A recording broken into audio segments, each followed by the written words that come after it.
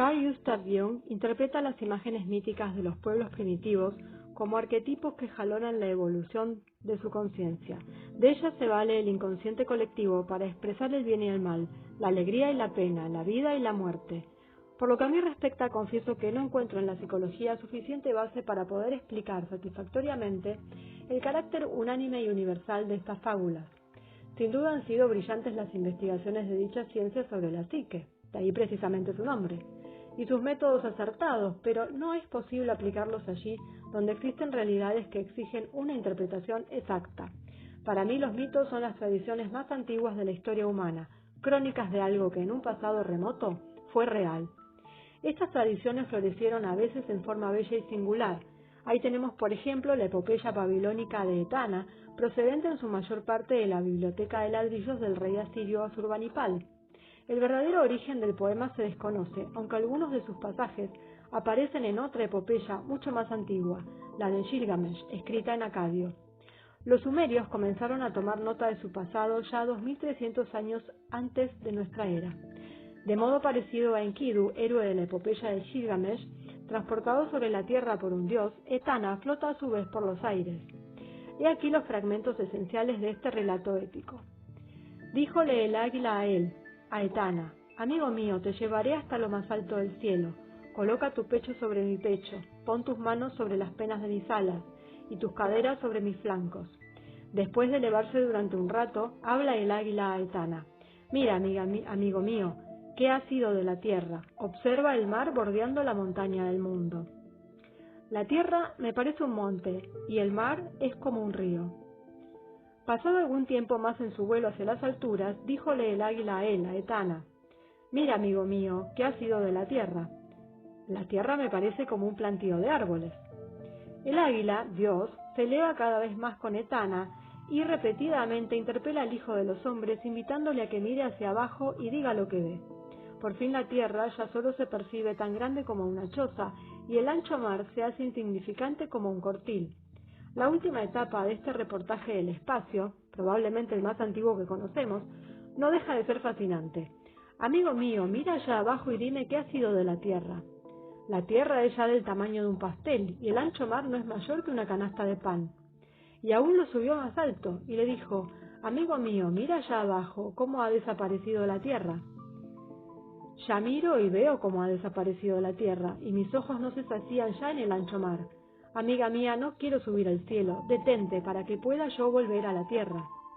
¿Acaso habrá que interpretar psicológicamente este reportaje de un vuelo o la descripción de la tierra que se aleja? Estoy firmemente persuadido de que en los mitos, a falta de algún vocablo más preciso para designar los fenómenos de vuelo, se utiliza la palabra dioses como sinónimo de viajeros del espacio. Una y otra vez comienzan los textos con frases como: toma tu estilete y escribe, o mira bien lo que te muestro y comunícaselo a tus hermanos y hermanas. Los antiquísimos depositarios de tales mensajes difícilmente podían entenderlos o aprovecharse de su contenido. En realidad se dirigían a generaciones futuras. Los destinatarios éramos nosotros.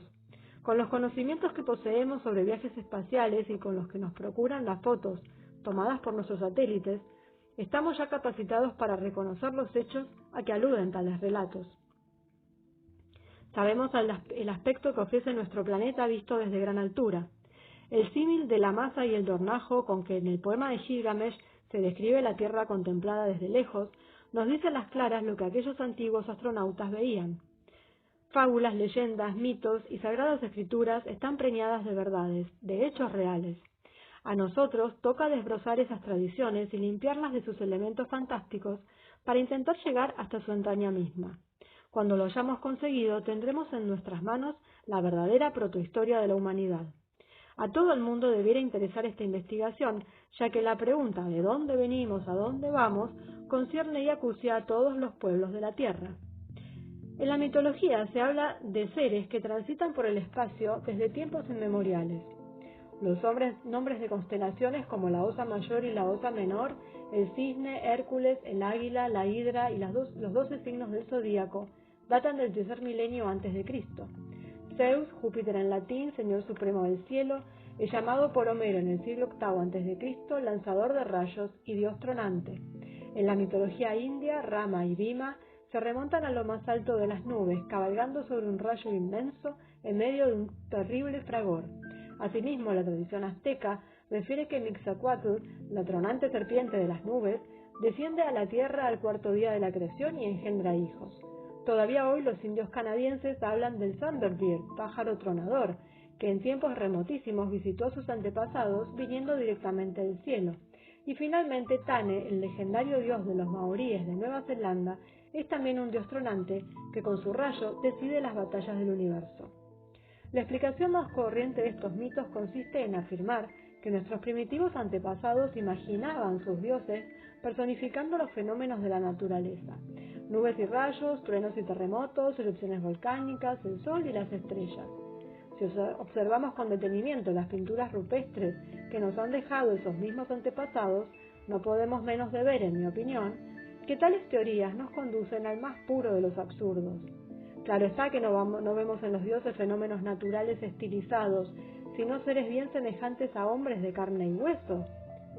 ¿Cómo, si no, se atreven los exégetas a sostener que Dios creó al hombre a su imagen y semejanza? Si nuestro sencillo antepasado hubiera creído en Dios o los dioses y se los hubiera representado como fenómenos de la naturaleza, de ninguna manera habría admitido la posibilidad de ser él mismo imagen divina.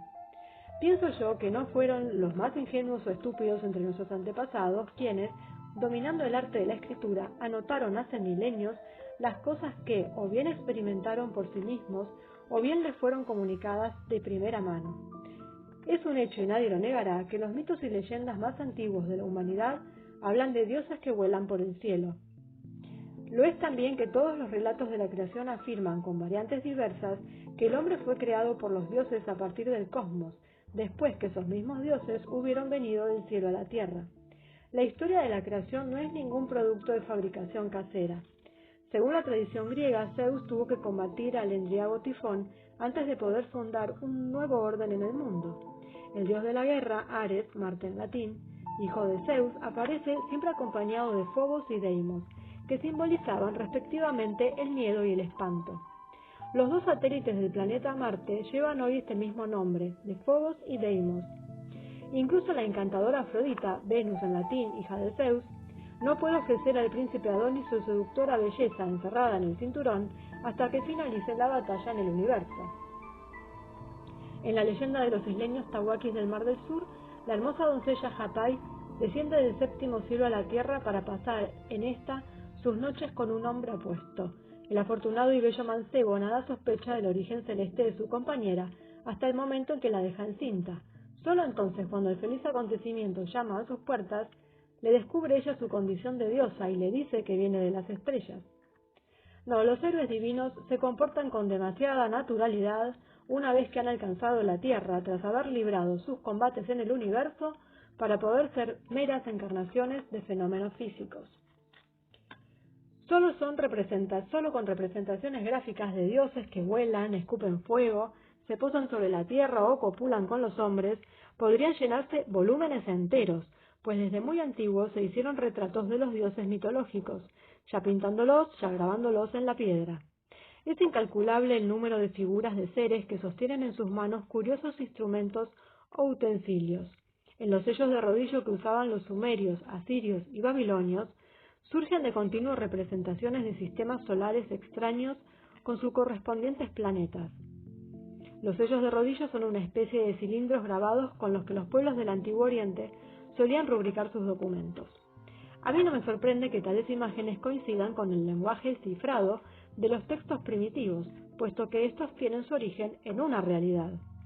Y aquí el relato del aterrizaje de una nave espacial. El cronista español Pedro Simón lo incluyó en su colección de mitos de los chibchas, procedentes de la parte oriental de la cordillera colombiana. Era de noche y no obstante algo había del mundo. La luz estaba encerrada en una inmensa casa de algo, y de allí salía. Esa casa de algo es Chiminigawa, y ocultaba en su seno la luz para que de allí saliera. En un texto cuneiforme que reproduce un himno a Ra, dios egipcio del sol, leemos: Tú te mezclas con las estrellas y la luna, tú arrastras la nave de Atón en el cielo y sobre la tierra, como los incansables astros errantes y al igual que las estrellas que jamás se ponen en el Ártico. En una inscripción de las pirámides se dice: tú eres el que se yergue en la extremidad de la nave del sol desde millones de años. Y aquí un fragmento del Libro de los Muertos, colección de textos del Antiguo Egipto, que contienen indicaciones y preceptos relativos a la vida en el más allá. Yo soy el Dios supremo que se engendra a sí mismo. El secreto poder de mis nombres crean el orden celeste de los dioses. Los dioses no detienen mis pasos. Yo soy el ayer, conozco el mañana. La dura batalla que los dioses libran entre sí es conforme a mi voluntad. Una de las más antiguas plegarias del Libro de los Muertos dice así: oh huevo de los mundos, óyeme, yo soy Horus, el que existe desde millones de años, el dueño y señor del trono. Liberado por el mal, recorro los tiempos y espacios, que son infinitos. Asimismo, en el Rig Veda, el libro más antiguo de la India, podemos leer los siguientes versos del canto de la creación. Antaño no había ser ni no ser. La fuerza vital contenida por el vacío, el uno, nació en virtud de un cálido impulso. ¿Quién sabe de cierto? ¿Quién puede aquí anunciar de dónde surgió, de dónde vino esta creación? Los mitos sumerios nos hablan de dioses que recorrieron el cielo en barcas y naves de fuego, bajaron a la tierra y fecundaron a nuestros antepasados, para regresar después a las estrellas. La misma tradición sumeria afirma que los dioses trajeron a nuestro mundo la escritura y enseñaron a los hombres a trabajar el metal. Utu, dios del sol, Inanna, diosa de Venus, y Enlil, dios del aire, vinieron del cosmos. Enlil violó a la doncella terrestre Meslantea, introduciendo en ella a la fuerza el semen divino. No todos los dioses se comportaron en las leyendas como caballeros. Todas las fechas referentes a la historia del pueblo sumerio son inciertas, con márgenes de error que pueden llegar a centenares de años. Los sumerios emigraron probablemente del Asia Central a Mesopotamia hacia 3300 a.C. Por entonces, cuando aún Europa dormitaba en el Neolítico, surgió en el seno de la civilización sumeria la escritura. Es posible que para administrar convenientemente los bienes de sus templos necesitaran de expedientes sellados y registros de cuentas. Con la invención del torno manual de alfarero vino el desarrollo de la cerámica, y la técnica de perforar la piedra trajo consigo la aparición y comercio de armas. Hacia el año 3000 a.C., la inteligencia de los sumerios fructificó en un nuevo arte, la fabricación de sellos de rodillo. Estos eran una especie de matasellos cilíndricos de 1 a 6 centímetros de largo que, por su gran valor, pendían de una cadena sujetos al cuello de sus propietarios. Con dichos cilindros se estampaban motivos pictóricos sobre vasijas de barro, se sellaban documentos o se rubricaban los recibos de los impuestos pagados en los templos que servían de oficinas de recaudación en aquel tiempo. Los sellos de rodillo eran siempre trabajados con arte. En los más antiguos de los hallados aparecen figuras y símbolos mitológicos. Hombres pájaro, animales fabulosos y esferas celestes constituyen los motivos predominantes. Se ha dicho que tales imágenes no son otra cosa que abstracciones. Yo me pregunto, ¿cómo es posible que los sumerios iniciaran su arte con abstracciones, siendo así que la abstracción se considera como una etapa superior en toda actividad artística? Vemos al dios Shamash representado en forma humana, con teas encendidas sobre su espalda y sosteniendo en la mano un extraño objeto. Ante él brilla una estrella de la que parte hacia abajo una línea recta. Shamash se apoya con un pie sobre una nube, mientras que el otro descansa sobre una montaña. Lo enmarcan dos curiosas columnas, sobre las cuales vemos unos animales pequeños en actitud como de guardia. En el Museo Británico de Londres se conserva uno de estos sellos de rodillo, al que se bautizó con el nombre de la Tentación. Dos personajes vestidos aparecen sentados el uno frente al otro, y a uno de ellos le salen de la cabeza unos cuernos en forma de antenas. En medio de ambos crece un árbol estilizado, con sus ramas, y al pie del tronco se retuerce una serpiente. ¿Por qué llamarlo la tentación? ¿Acaso los que le dieron este nombre pensaban en la tentación del paraíso? Pero este sello resulta ser mucho más antiguo que el Génesis de Moisés. Yo me atrevo a ver en él otro tipo de caída. Un dios, astronauta, imparte conocimientos a su discípulo. ¿No le estará tal vez explicando el modo en que puede ponerse en contacto con él siempre que lo desee merced a antenas de alta frecuencia? Hasta que en noviembre de 1952 los Estados Unidos hicieron estallar la primera bomba de hidrógeno en la zona de las Islas Marshall, los descubridores de dicha arma nuclear trabajaron cercados por alambradas y bajo el más estricto secreto. Así trabajan hoy también genetistas y biólogos en sus laboratorios para investigar los factores que intervienen en la herencia biológica, pues la bomba de hidrógeno del futuro se llama código genético. Un virus cultivado artificialmente y esparcido en la atmósfera por una organización anárquico-criminal podría significar el fin de la humanidad. ¿Les suena, no? Cuando en 1969 los astronautas del primer viaje lunar regresaron a la Tierra, pasaron 3 semanas en cuarentena. Se temía una posible transmisión de virus extraterrestres contra los que el organismo humano pudiera estar sin defensa. En la actualidad, sin embargo, ya se están produciendo virus sintéticos. En 1965, el profesor Sol Spiegelman de la Universidad de Illinois consiguió aislar el virus llamado Phi beta, resultado imposible de obtener en la naturaleza ya que el virus natural se reproduce ininterrumpidamente. En 1967, unos científicos de la Universidad de Stanford en Palo Alto, California, lograron sintetizar el núcleo biológicamente activo de un virus. Conforme al modelo genético de la especie vírica FIX174, montaron a base de nucleótidos una de esas moléculas gigantes que intervienen en todo fenómeno vital, ADN.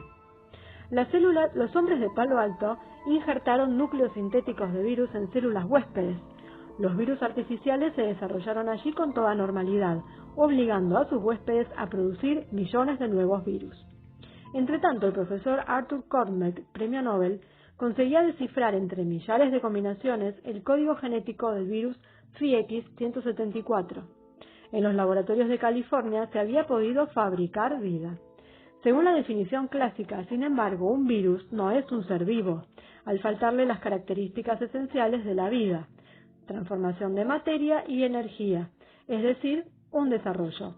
Un virus no come ni expulsa nada. Es un mero parásito que se multiplica en otras células por reproducción. Así pues, podemos respirar tranquilos. El hombre no ha logrado crear vida.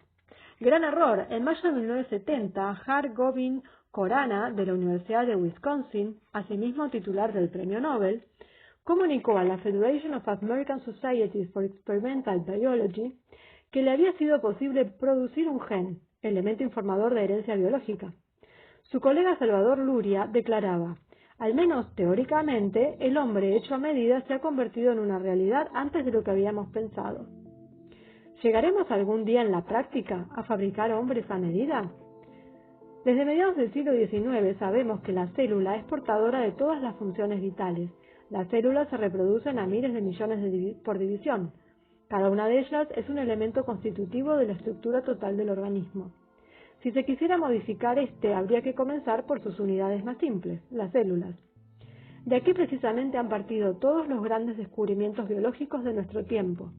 Solo con la ayuda del microscopio electrónico ha podido el hombre por fin asomarse al mundo maravilloso de la célula. Se ha descubierto que a cada especie de ser viviente corresponde un número y forma constante de cromosomas. Estos son componentes del núcleo celular que lo colorean. Los genes contenidos en los cromosomas se hallan programados para transmitir determinados caracteres hereditarios. Pero, ¿de qué está hecho un gen? James Watson, Francis Crick y Maurice Wilkins recibieron el premio Nobel en 1962 por haber encontrado la respuesta a dicha pregunta. Estos 3 hombres demostraron que dentro de cada gen las moléculas adoptan la forma de un doble espiral, conocida ya universalmente por el nombre de doble hélice. La doble hélice del ADN se compone de moléculas de azúcar y ácido fosfórico. A la estructura de la molécula de azúcar pertenece también las 4 bases llamadas adenina, guanina, citosina y timina. Watson y sus colaboradores observaron que el orden de estas 4 bases en el ADN es fijo, pues las moléculas de azúcar y ácido fosfórico se desarrollan a partir de dichas bases conforme un patrón ya establecido. Este orden fijo, pero variable según los organismos, determina a su vez la disposición de los 20 o hasta 30 aminoácidos existentes en una molécula proteínica. De aquí se deduce, pues lógicamente, que para modificar la estructura de un ser vivo debería también variarse el orden de las bases en el ADN. Esta conclusión teórica es fácil de sacar, pero su aplicación práctica resulta increíblemente ardua. Una macromolécula ADN, un factor hereditario contenido en el gen, consta de muchos miles de nucleótidos. Un nucleótido se compone de una de las 4 bases mencionadas, junto con moléculas de azúcar y ácido fosfórico.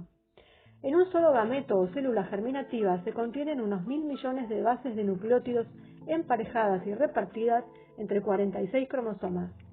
Dado el infinito número de posibilidades de combinación, parece casi imposible poder llegar primero a descifrar y luego a modificar las informaciones tocantes a la herencia programadas en el gen.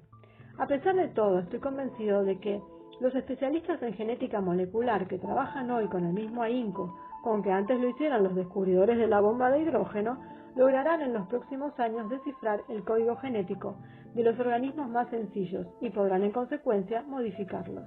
El profesor Marshall Nirenberg del National Institute of Health, que contribuyó decisivamente al descubrimiento del código genético, tiene la seguridad de que en los próximos 20 años será ya posible programar células con informaciones genéticas prefabricadas.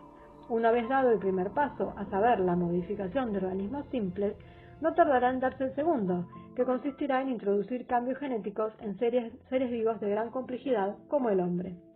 No en vano vivimos hoy en la era de los ordenadores, capaces de ayudar a los científicos a resolver en un tiempo mínimo los millones y millones de operaciones resultantes de la riqueza combinativa del código genético. ¿Pero qué tiene que ver esta breve y rápida incursión en el campo de la genética molecular con mi libro? Mucho, muchísimo. Quisiera que el lector llegase a comprender la relación que existe entre mi punto de vista y lo que acabamos de exponer. La modificación de los factores hereditarios será un día, también en nosotros mismos, realidad, como ya lo han demostrado las antedichas investigaciones en genética fundamental. ¿Qué se opone entonces a la posibilidad de que una inteligencia extraterrestre, dueña de la técnica de los viajes espaciales y con miles de años de investigación por delante de nosotros, nos aventajara proporcionalmente también en el dominio de la genética molecular? Con esto pretendo, entre otras cosas, hacer frente a la presuntuosa opinión de que el hombre terrestre es la cumbre y remate de la creación. Suponiendo, por el contrario, que cosmonautas extraños a nosotros hubieran poseído ya de antiguo esos conocimientos que nuestra civilización apenas empieza ahora a vislumbrar, nada tendría de sorprendente la hipótesis de que el código genético de nuestros antepasados haya podido ser manipulado para convertirlos en seres inteligentes. Concedo que aún es solo especulación mía esta idea de que los homínidos fueran transformados en hombres inteligentes merced a una mutación artificial de su código genético. Los nuevos seres así manipulados se convertirían de repente, fuera por lo tanto del contexto del acto creador, en inteligentes, conscientes de sí mismos, con una memoria retentiva y un sentido de la artesanía y la técnica. Los sellos sumerios de rodillo que representan el árbol de la vida se nos ofrecen entonces bajo un nuevo aspecto. ¿No nos recuerdan de alguna manera más o menos lejana la doble hélice? ¿Qué ocurriría exactamente en un planeta ignorante de todo progreso técnico sobre el que viniera a aterrizar una nave espacial? ¿Cómo se comportarían lugareños y soldados ante tan formidable aparición? ¿Cuál sería la reacción de sacerdotes, escritores, reyes o cualesquiera miembros de la aristocracia intelectual de dicho planeta?